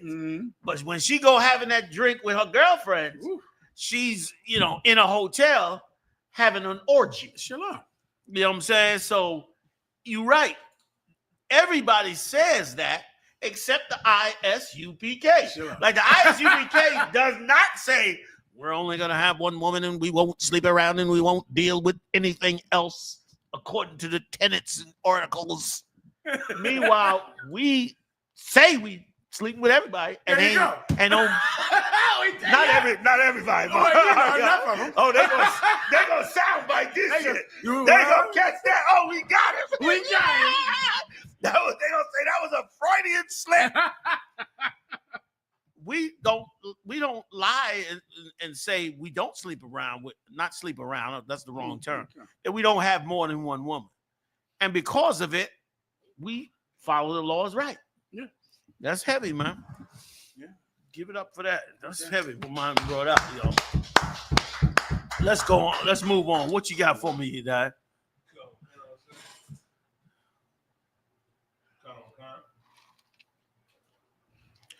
Recently, sir, there was a big story about a college football player named Travis Hunter. He recently won the Heisman, and social media is in a frenzy because he has a woman that cannot stand him. And he's a brother that is in full denial of it, sir. Go ahead. Why they say she can't stand him? Because recently, he won the Heisman, and Deion Sanders, everybody, stood up and started, applauding for the brother. And and Deion had to go like this, you know what I mean, and pick her up because she remained seated. There was another incident where he had the game of his life, which damn near sealed him the Heisman. He go to the sidelines to try to celebrate with her, and she was pulling away from him, acting like she didn't want to be there. There was another event this weekend, on social media that she didn't want to be at. Everyone is, trying to tell the brother, like, this is the type of sister that, you should avoid because she's out here for your money. And, he's just a brother that's in denial, what's heavy about that is a lot of you out there take the counsel of the I.S.U.P.K. lightly. When the I.S.U.P.K. strongly, wait a minute, zoom in on that picture again. When the I.S.U.P.K. man can help you avoid a lot. Oh, I know why she's pulling away. Y'all can tell, right? Break it down. Let's just look at him. There's a reason she's pulling away. Y'all can't tell? I can't tell. It looks simple. Looks like an idiot. He ain't the brightest brother in the world. That's all I can see. Look at it one more time. All right. Why is she pulling away? The show of their consonants. Yes. The six. Oh, boy. Good now. I mean, he looks like a flaming queen. Salakia. All right. I don't know the man. It isn't. But I'm just You've telling been right in the past. Salakia. I'll tell you that much. But go ahead. He looks like a flaming homosexual. And she may know it. She may know. Not want to be a part of the charade. If that's the case. Do you have a video with him being interviewed or something? Can I hear his voice?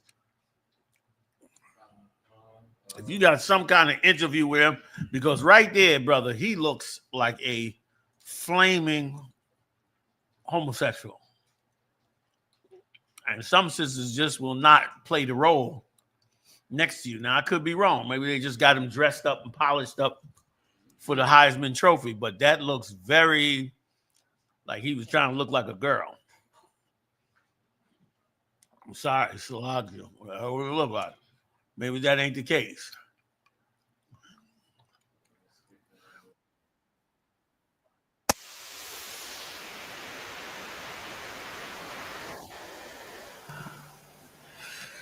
First, I want to say I thank God, man. I never thought I would be in this position. It's crazy. Your belief take you a long way. It's actually crazy, man. Thank you. Thank you. Thank you. Thank you. First, I want to thank my fiance and my mother. They've been with me since first time I had surgery my first year of college. They never took a step away from me. All the hard hours, all the hard days, all the times I didn't want to wake up and even watch my phone, get on my phone, look at football. Y'all stayed with me. I'm very thankful for y'all. I'm thankful. I'm thankful. I'm thankful. Thankful for my mother. You know, she took me out of Florida, bad area. I'm always getting in trouble. To now look where I'm at. It's crazy. Thank you. I want to thank Coach Prime, Shador. Man, y'all changed my life forever. That one simple phone call, Shador, look where I'm at. But there are a lot of homosexuals in the sports area that people just don't know that they are. You know, man. And I'm not saying he is for sure. I don't know him at all, but he appears to be gay. Well, this is my first time seeing the woman. Right. The woman, I know that type. That woman has been through terrible traumas as a kid. Like that woman is she can't show love. Like there's a kind of woman. Yeah. You see in her face. Okay, you see her when she's crying. Okay, she is angry at herself for crying. You get my point? Like she's mad that it broke her. Yeah, because she's vulnerable. Hard. I got you. She can't show vulnerability. Right. So damn near the more you try to hug her and kiss her, she'll be like, "Stop! I can't show all you that. I can't be emotional." And that just comes from having a terrible childhood. And she can't let you make her vulnerable. And that's a hard woman to love. That is a hard woman. That's a rough one. She's just too hard. Like so hard. And I don't know about him. I don't know. But this thing here, I know. That one right there is, look at that. That is this is a move. Look at his mother. You see the opposite. Your mother is like, I'm thankful. I'm thankful. I'm thankful. She's like, don't break. Don't be vulnerable. Don't show emotion. Don't let this tear come out your eye, because she's hard as hell from sexual abuse and trauma. And she can't let you rape. She can't let you break her. Right. She can't let you. She can't let that happen to her. She can't let that happen to you. That So one. that's That probably, much I can guarantee. that could be the case. You're right. I mean, you could be right about him too. Lord knows you done told me people in the past. I pray I'm wrong. You was right. Okay, so but I just just don't know. I pray I'm totally wrong, but I do know a lot of them brothers in that arena. Forget about it. You know what I mean? All that locker room stuff be taking them cats to another level. And he Christian, so that's always bad. And you ain't hear him mention no dad. Okay, no. He does? He does. Come. Okay. If I could, sir, one thing that he did do that I got to give his brother props. He gave strong reverence to his father in his speech. Okay. On why he, you know, Hey, you had to see. You had to see it. Our prayers on the right hand side. Damn right. You know what I'm saying? Like I said, they probably just dressed him up for the occasion, and it's an emotional occasion. You know what I mean? Yeah. So you know, I think that's the story your dad was bringing out earlier. He talked about his father more than you would usually see. He did. He spoke thanked up for his his father. And of course, the woman. This is like the third time the woman just show Commander YAHANNA the other one at the football game. This is another one of someone that's been on my phone. He went to a football game. The game Yediah referenced earlier. He's trying to hug her and say, "Baby, we did it."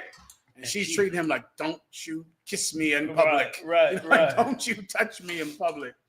And that's how this relationship got famous. I see what you're saying. I mean, she might just be down with him and not want none of that fame for that reason.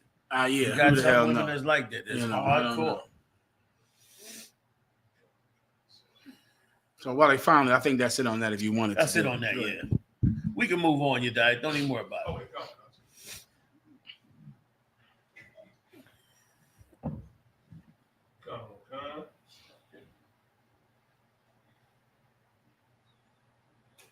Defense fund established by supporters of suspected CEO killer Luigi Magnotti tops 100,000. So he raised 100 grand already.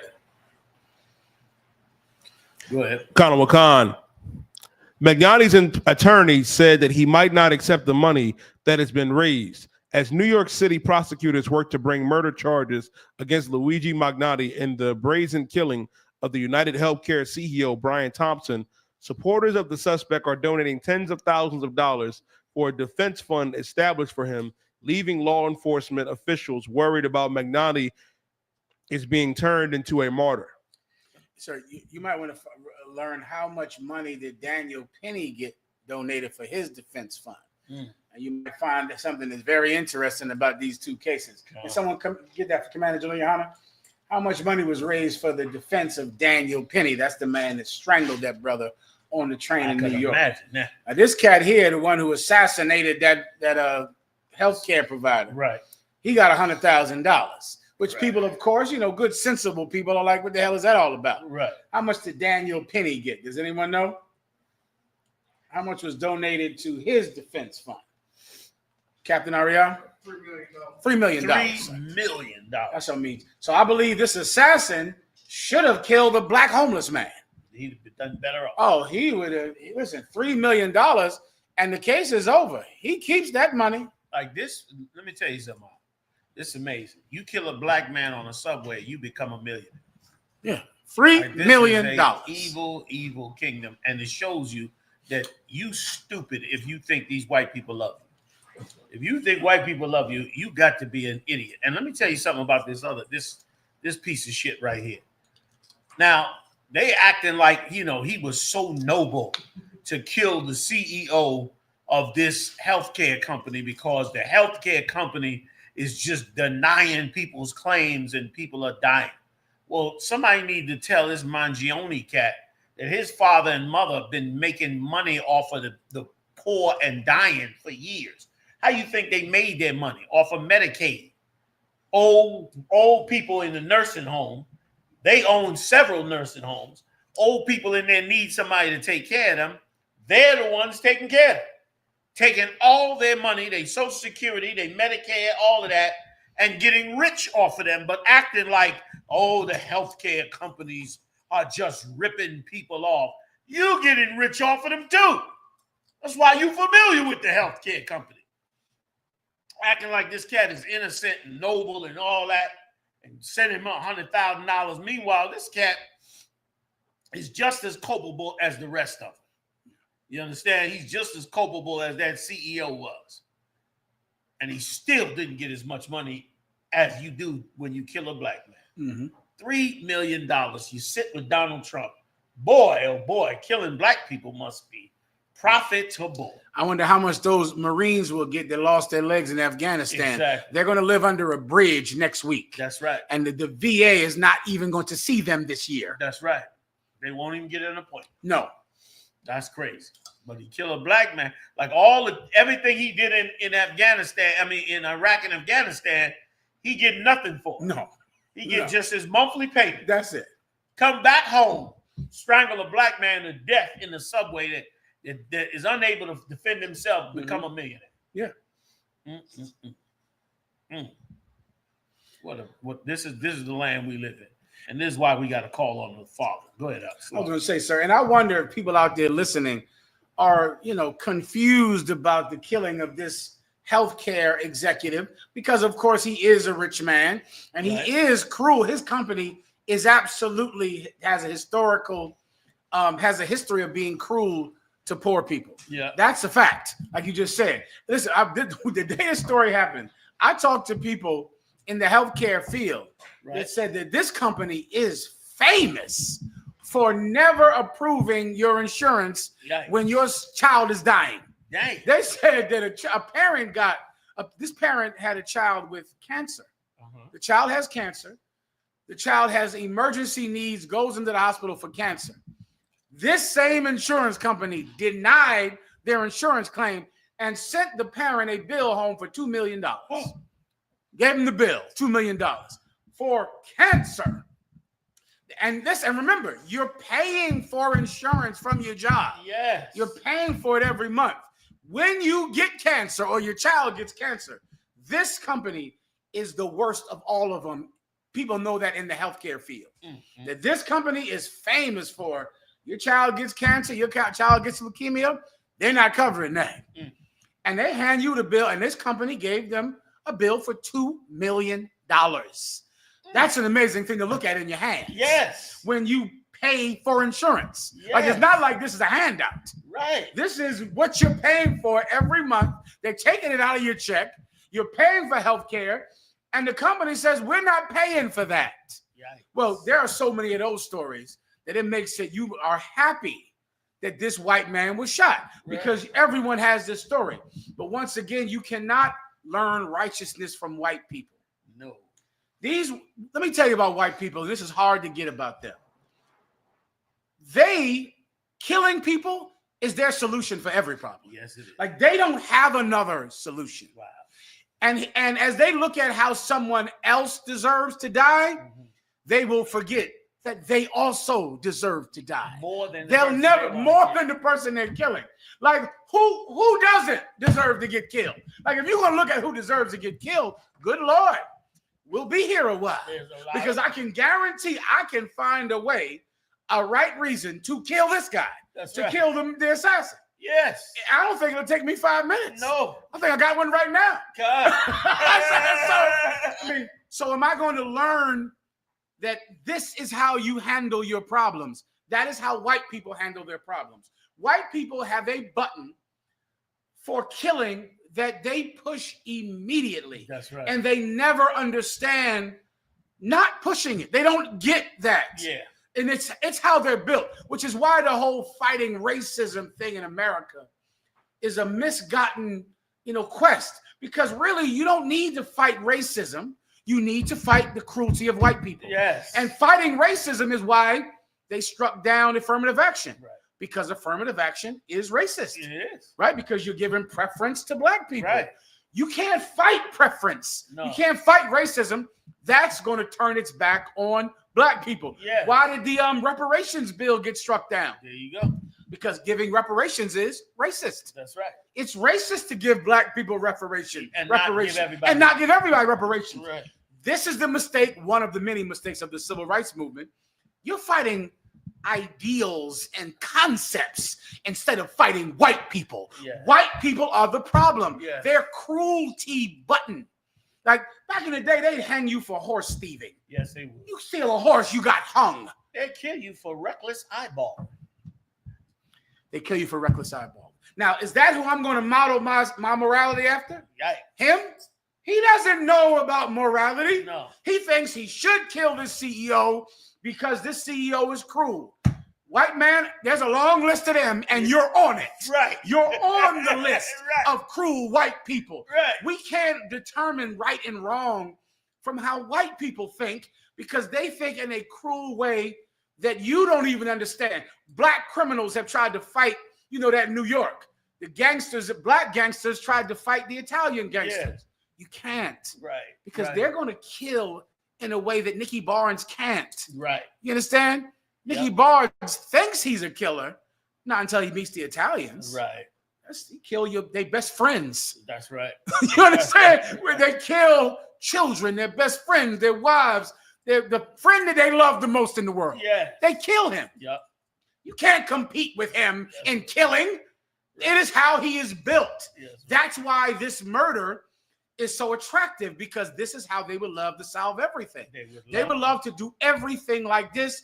This same idea will come into the ghetto. That's right. And be the reason that these same white people who celebrate the death of this evil man will celebrate lynching us from every tree, because it satisfies the cruelty of white people. Yeah. Salaki, sir. Give it up, yo.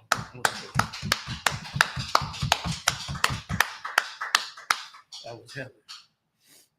Let's move on.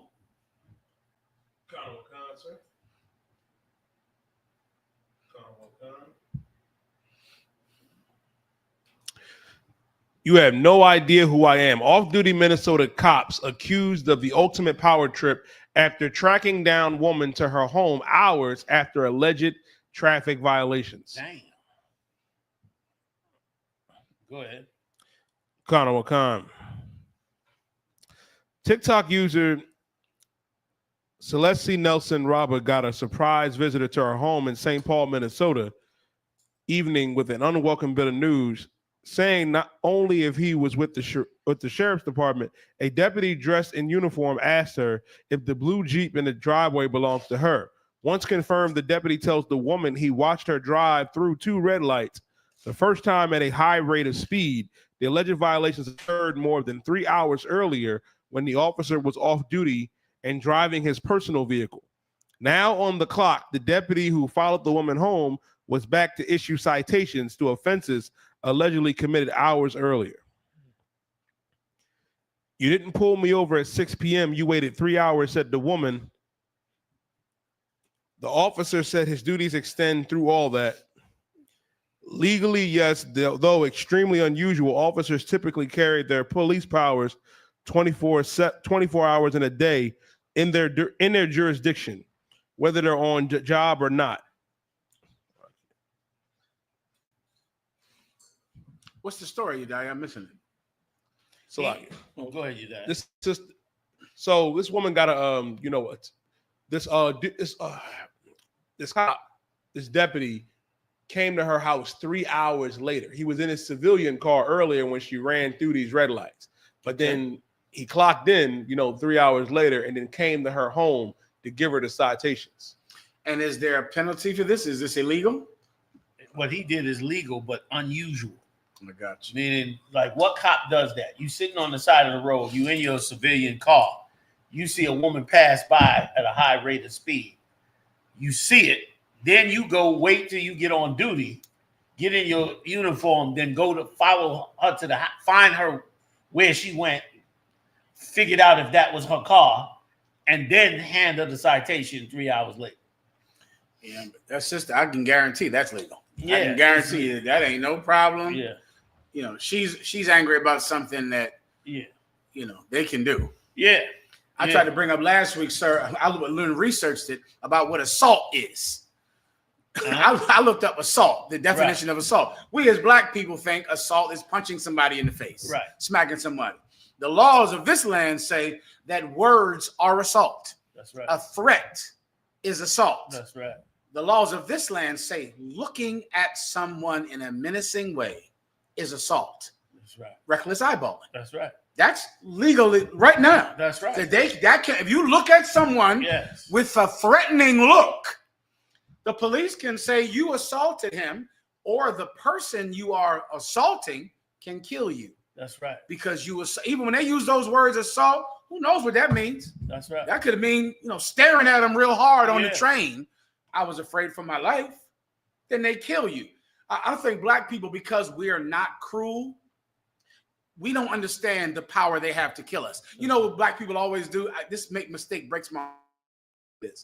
They say, how'd you shoot an unarmed black man? He didn't even have a gun. That is so black and Hispanic to think. Right. You only should shoot someone if we both have guns. Right. That is black. That is a black concept. Oh, that's a Hispanic concept. Meaning, and that's not a fair fight. That's right. You don't know white people. A person doesn't have to have a gun for you to shoot them. They don't even want a fair fight. No, it's like when I hear them, I go, so you think white people are sitting around saying, I only shoot people who have guns like me? Are you out of your effing mind? Right. They're shooting you with a fist. You got a fist, they got a gun. That's right. They're killing you. Yep. And it's legal to kill you. It's not illegal. Right. They can just say he swung on me. He looked at me like he was going to swing on me. Yep. He said, I'm going to F you up. There are states here that they can kill you. But black people, we think like us, which is with mercy. So in our mind, you should only shoot someone if they have a gun. That's right. White people are shooting who they can shoot. That's right. This white man saw somebody committing a crime. He's the witness. Yeah. Right? It. So when he clocks into work, he's the arresting officer and he's the witness. You got to understand white people, or else things like this are going to happen to you all the time. Yep. So lock you, sir. You're right. Now, y'all get me right on this, because Deandra asks, so what does a woman do in this situation? First of all, I wouldn't be opening the door if you're a woman. That's number one. Number two, I definitely am not answering to him whether or not that car in the driveway is mine. Remember, he asked her, is that car in the driveway mine? Y'all tell me if I'm wrong. That's... Go ahead. I was asked Ariel. Ariel's sitting right here. Go ahead, Ariel. What you got to say about this, Ariel? Go ahead. So if they knock on your door, the cop is knocking on your door asking you questions. And he wants to know if the car in the driveway is yours. You don't have to answer that question. But I mean, he's just gonna read the plate. The plate and figure it out. Right. You don't have to answer that question. But you don't have to answer that. I would be like, I'm moving away from the door. Leave your card on the door. I'll have my attorney call you. Would that be appropriate? That's what I would do. I wouldn't. You don't gotta answer that question. You definitely ain't gotta open the door for him. There you go. He could leave the ticket on the mailbox. Right. You know, man. There you go. Because he's an animal. You saw what happened to Macy. Yeesh. You know what I mean? She let him come in and ended up dead. You know what I mean? For what, Ariel? Damn right, give me. Damn right. You know what I'm saying? That make no sense. Go ahead. We moving on? Come on, sir. Yeah. I got one more. And can I add something to what you said was so heavy, Ron, because nobody teaches black people the danger that they're in. And when we teach black people the danger they're in, blacks, Latinos, and Native Indians, they look at us like we soft. Mm-hmm. We tell them, listen, you in danger. Doing things this way is wrong. And they act like, you know, later for that, man, that shit is wrong what they do. We know that shit is wrong, but it's legal in America. That's it. And you act like ain't nobody supposed to tell you that until somebody end up dead every day. The solution to this is what the Lord said, is to come out of this evil place, meaning get away from these people. You go to work, you come home, spend your money and your life among you. Don't spend your world with them. And that's why we caught up into their world, trying to join them, which is the dumbest thing in the world. Sir, if I could, like those black people that got shot in that church in South Carolina. Boom. They got shot in that church. The white man came in there to kill him in the church. They started praying with him.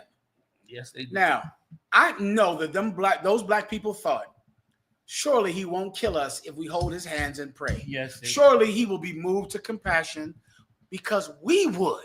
Boom. If somebody said, hold my hands and pray with me, we would say, shit, I came here to kill you, but I can't kill you now.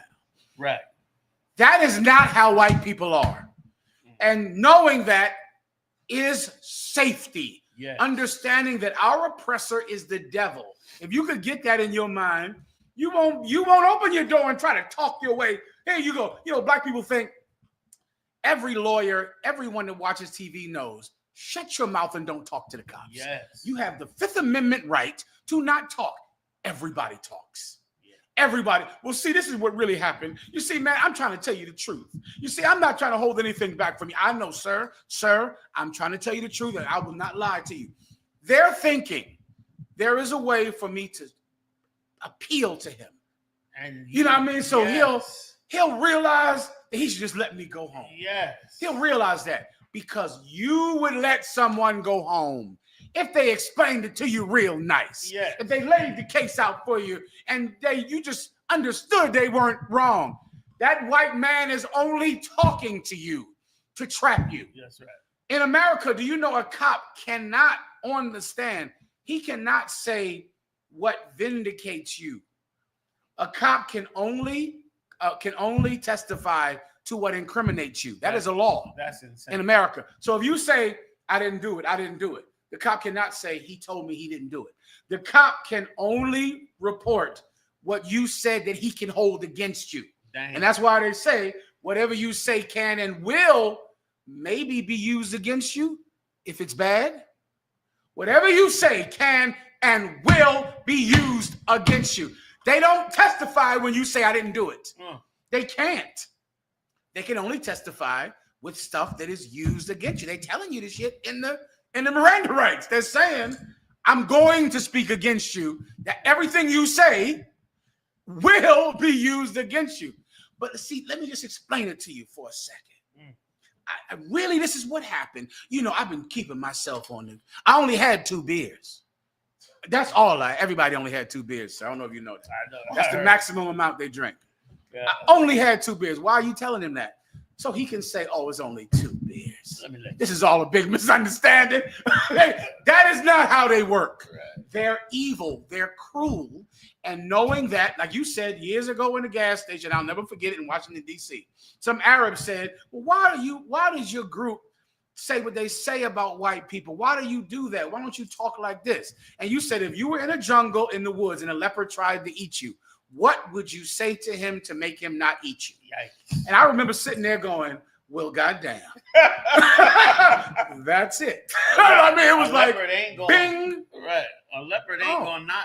Yeah, maybe I'll hold his hand and pray with him. And a cup of ice out the water. Right. Maybe I'll pray. Yeah. Maybe I'll pray. Maybe I'll tell him, pull out your Bible and let's read the book of Psalms. Yes. Maybe I'll explain to him that this is all a big misunderstanding. Maybe I'll tell him I only had 2 beers. Right. He's still gonna eat you. Yes. Salaki, sir. No, you're right. That's it. You're right. Like, you ain't no getting around. No. Ooh, wait. That's heavy. Go ahead, you die. Go ahead. If I could add to what you said, Commander Jenny Yohana, I'd have said the leopard gonna say grace. Pray, didn't eat you. Oh shit, God. He ain't gonna come up off that. No, you right. Shoot. All right, let's move on. Let's see what else we got. You right, you died. Shoot. He gonna say grace. He gonna say, you know what? You're a nice. Gonna say grace right before he tear your ass apart. And listen, and correct me if I'm wrong. They teach cops to talk to you in a certain way to appeal to your sympathetic way or the way you are trying to gain sympathy. They use the shit against you and make you come up with all the answers. Hey, listen, man, you better get your side of the story out right now. God. You better tell your point of view and your side of this, man, so we can understand what happened. You better get ahead of this thing. Right. I'm just trying to ask you. I'm trying to help you. God. Okay. No sweat. Salaki, sir. If I may, y'all know who got caught with that same thing? That pastor that got caught with that boy. He said, I ain't gonna lie. I can't even repeat what he said. He said, I was giving When they went in the backseat of the car. He got caught with that same thing.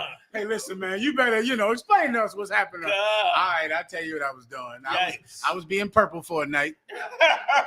I was having a purple moment down there with this boy. I'm sure you'll excuse it and let me go home. God. Damn. Go ahead. You got it. Go. These convicted felons say if Trump can be elected president, they shouldn't face a stigma when applying for jobs.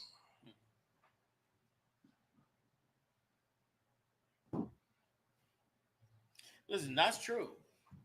Sure it is. Like a felon,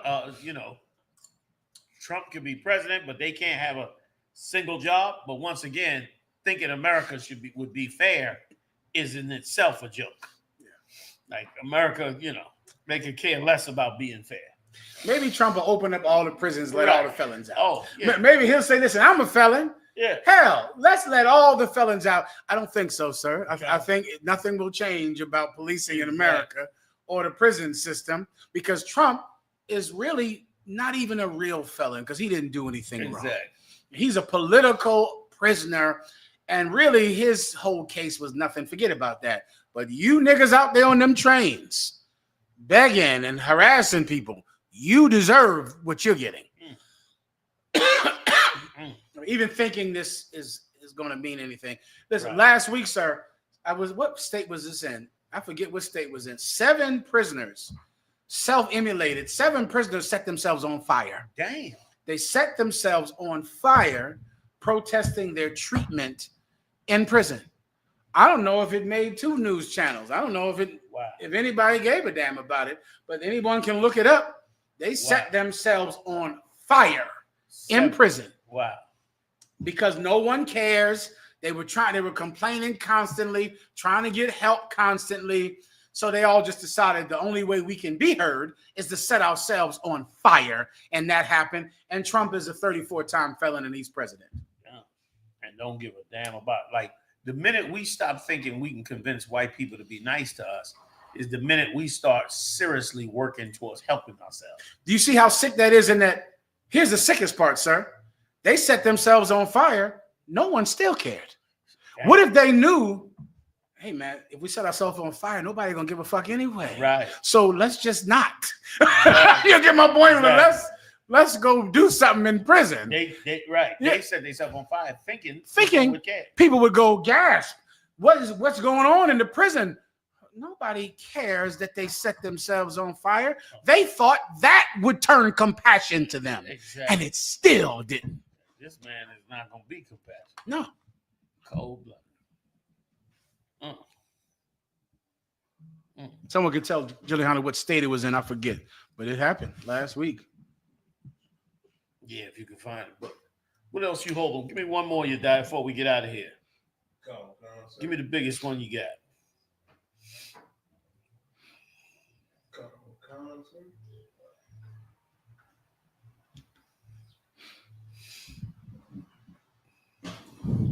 Conor Wakan.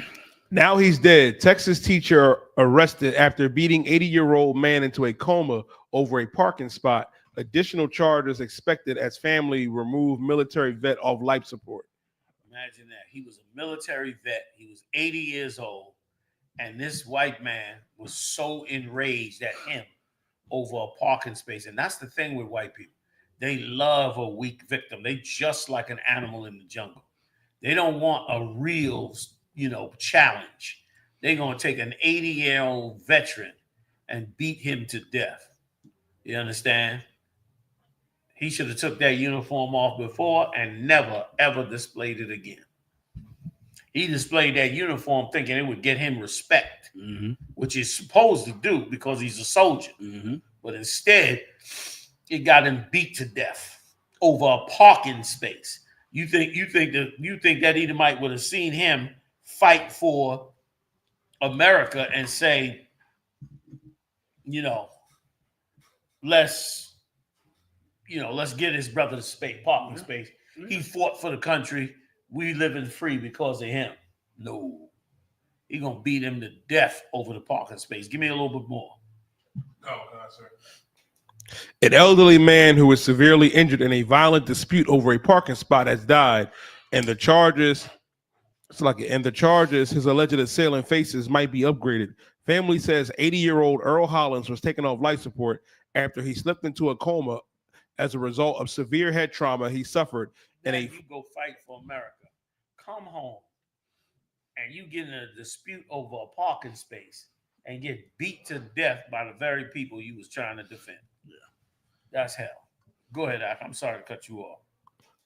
Conor Wakan, sir. Conor Wakan.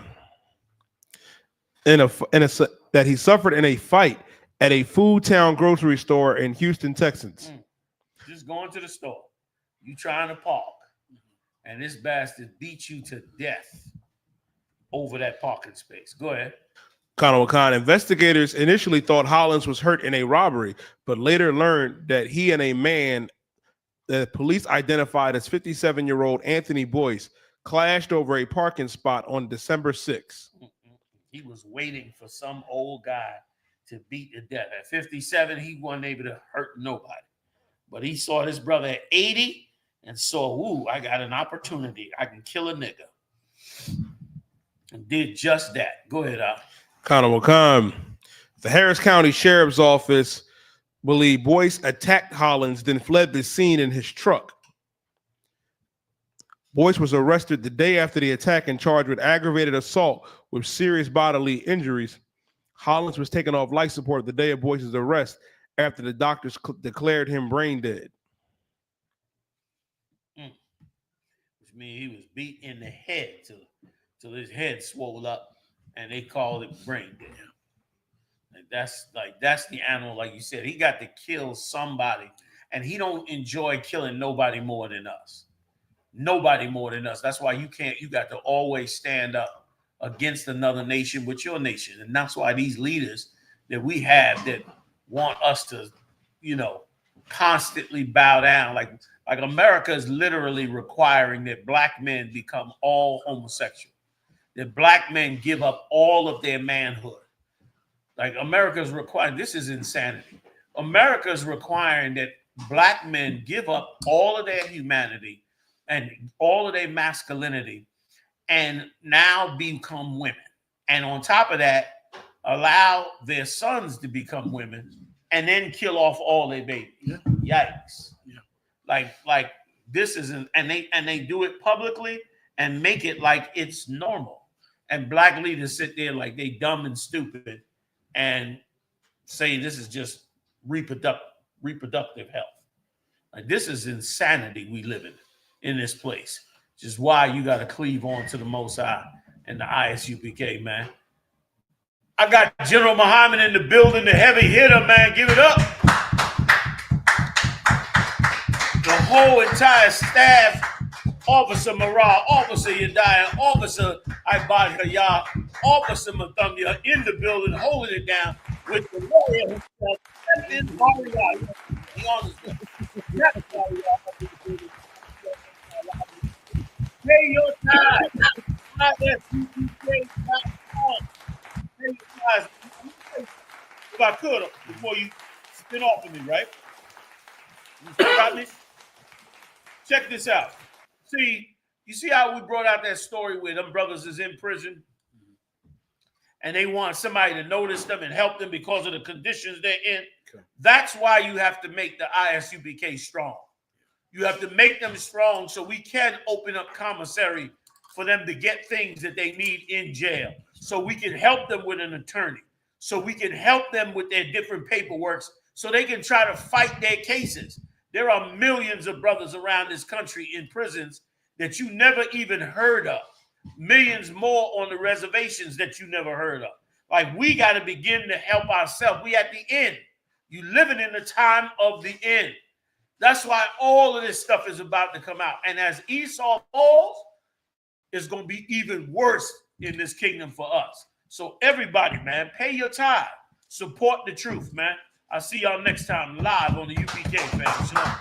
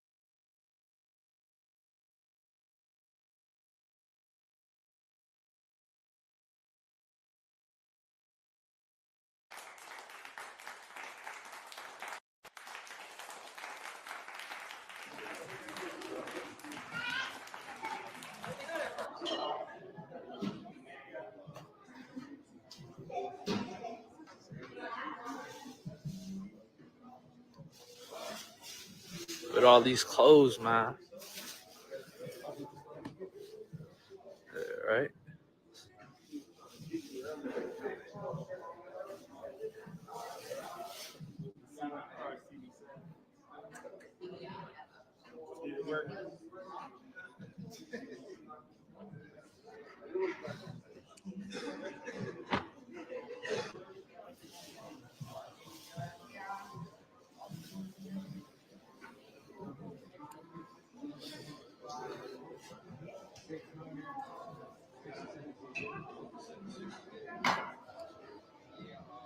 Your brothers over here folding clothes.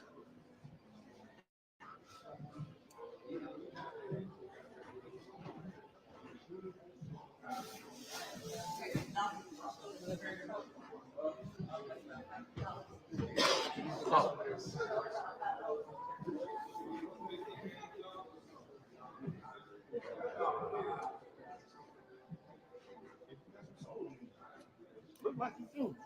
I don't know what your vices are. Find out.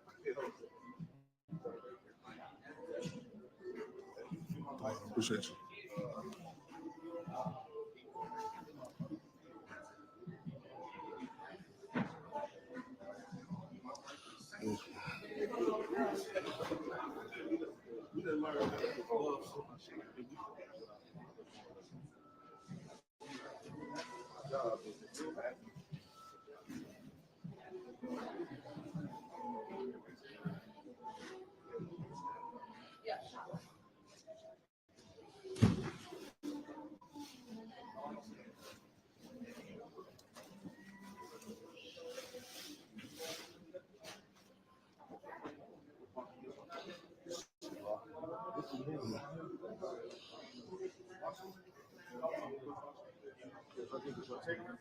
What's going on with it, bro?